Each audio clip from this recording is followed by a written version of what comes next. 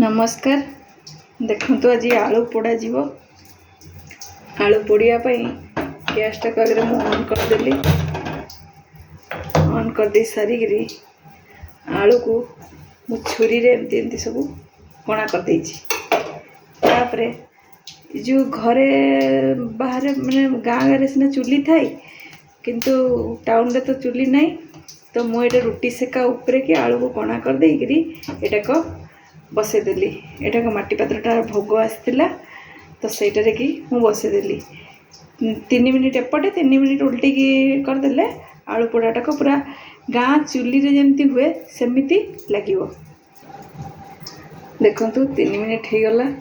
तापरे मु आउथरे ताको लौटे देवी।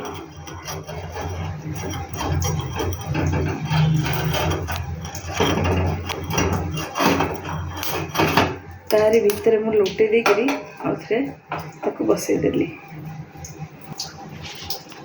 देखंतु एबे मोर पूरा आलू पोड़ा रेडी।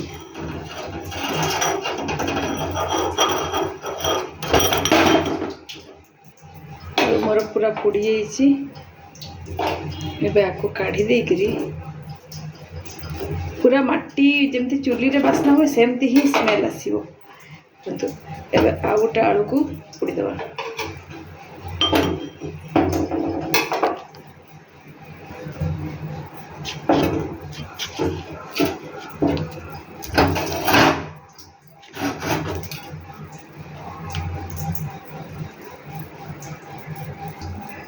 देखंतु एबे इथरे मो पियाज कंचा लंका लुण सोरिष तेल आलू को ये कर देछि।